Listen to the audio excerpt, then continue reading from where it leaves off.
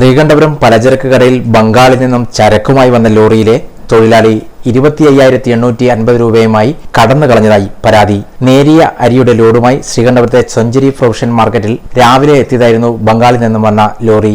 ലോറിയിലെ അരിച്ചാക്കുകൾ loading തൊഴിലാളികൾ ഇറക്കുന്നതിനിടെ ലോറിയുടെ വാടക ആവശ്യപ്പെട്ട് വ്യാപാരിയെ വാഹനത്തിലെ ക്ലീനർ സമീപിക്കുകയും തുക കൈക്കലാക്കി കടന്നു കളയുകയുമാണ് ഉണ്ടായത്. തുടർന്ന് ലോറി ഡ്രൈവർ പണത്തിനായി വ്യാപാര സ്ഥാപന ഉടമയെ സമീപിച്ചപ്പോഴാണ് വഞ്ചന നടന്നതായി വിവരം അറിയുന്നത്. കടന്നുകളഞ്ഞ ലോറി ക്ലീനർ ബംഗാൾ സ്വദേശിയാണ്. പ്രതി വ്യാപാര സ്ഥാപനത്തിൽ നിന്നും പണം വാങ്ങുന്നതിന്റെ ദൃശ്യങ്ങൾ വ്യാപാര സ്ഥാപനത്തിലെ CCTVയിൽ വ്യക്തമാണ്.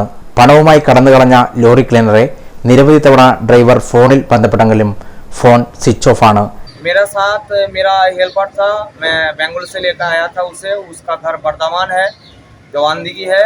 मैं केरला में इस मार्केट में खाली करने के लिए आया था, तो यहाँ पे एक पॉइंट मेरा खाली हुआ और यहाँ से 25,900 रुपये यहाँ से जो रिसीप का जब पैसा होता है, हम इधर थोड़े से ले गया था, वो रिसीप का पैसा लेके वो यहाँ से भाग गया। मैं यहाँ पे अकेला फंस गया हूँ। अब क्या होगा, मैं भी आगे देखिए आप लोग क्या कर सकते हैं। ക്ലീനറുടെ പേരിൽ ലോറി ഡ്രൈവർ ശ്രീകണ്ഠപുരം പോലീസിൽ പരാതി നൽകി.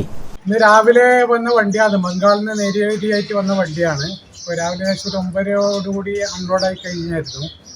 ഏകദേശം 27,000 രൂപയാണ് വാടക ഉണ്ടായത്. അപ്പോൾ അത് കൂലിയുടെ ഒരു വെച്ചിട്ട് 25,850 രൂപയാണ് പിന്നെ ക്ലീനർ വാങ്ങിച്ചു പോയത്. അതിനുശേഷം ഡ്രൈവർ നോക്കുമ്പോൾ ആ പയ്യനെ കാണുന്നില്ല, അവൻ്റെ സ്വിച്ചും ഓഫാണ് പോകേണ്ടത്. അപ്പോൾ സ്റ്റേഷനിൽ കംപ്ലയിൻ്റ് ആയിട്ടുണ്ട്. ഇതാണ് ഡ്രൈവർ.